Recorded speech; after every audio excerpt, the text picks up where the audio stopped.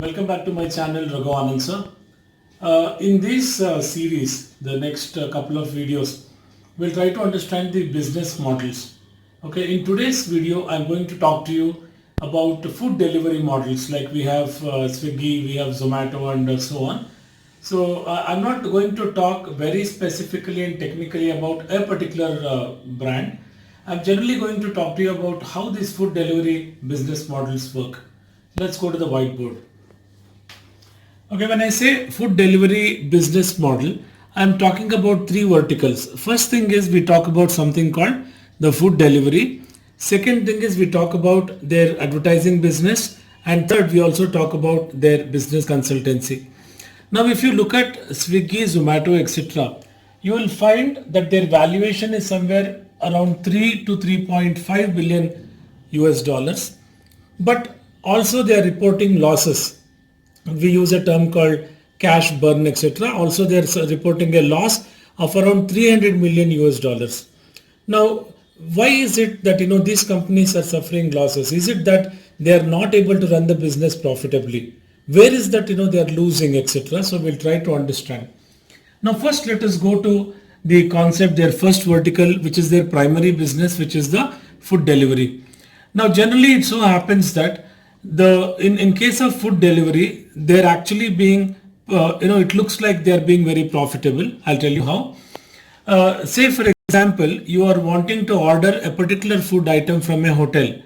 Now let's assume the hotelier, okay, in the hotel he is charging about, say, something like 80 rupees for a particular food item.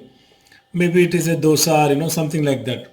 Now, if you look at the Swiggy or the Zomato rate, okay, so online when you start checking the rate is a little higher as compared to the hotel, say something like 100. Okay. Now, what this Swiggy person is going to do or Zomato person is going to do is that he is going to give you a discount on this. He is completely ignoring this rate. He is going to give you a discount on this. Now, let us say he says, I will give you a 15% discount. The customer is very happy because customer is price sensitive. He feels that 15% discount is something great. So the customer ends up paying 85 rupees for this.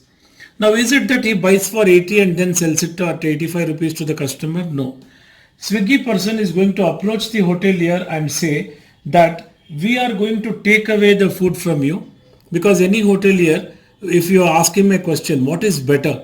People coming, sitting in your hotel and eating, or people taking parcels and delivery and going away? What is better? Definitely any hotelier will say parcels, that is delivering business is better. So what Swiggy says is we are going to take it and deliver. We need a discount on this.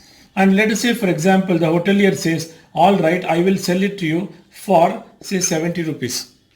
All right. So what is happening here is the Swiggy as a business is able to purchase a particular commodity for 75 and sell it at 85. Thereby Swiggy or Zomato, the food delivery person, so he buys it for say 70. The hotelier agrees to give him a little discount on the hotel price. So it purchased for 70, sold for 85. Therefore, there is a net profit of 15 rupees. Now here two purposes are served. Hotelier, yes, the commodity is going out as the parcel. For him, the turnover is important. For Swiggy, there is a profit of 15 rupees. For the customer, he is getting a discount. So three parties are kept happy here. So if they're making this kind of a profit, then why is this loss? Where is this loss coming from? Now, the major expense for these kind of organizations are two. Number one, the amount of money or the incentives that they give to people who are the delivery agents.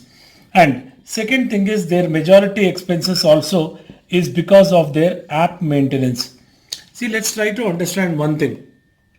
A delivery agent in these kind of organizations is capable of earning somewhere between 20,000 to say about 30,000 or even more than that per month, which is a good amount of salary for a person who is not educated that much, who cannot find an employment that pays him this kind of money. So the delivery agents are paid heavily Now why they're heavily as in compared to the industry standard. Now why are the delivery agents paid this much? Because they should be ready for delivery at any point of time of the day or of the night.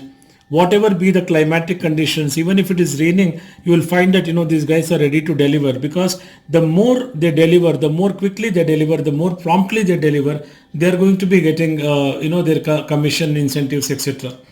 So the major expenditure or the cash burn is happening on the delivery agents. And another thing is their app maintenance. You will never find these apps going down, or not being available, or server issues and things like that.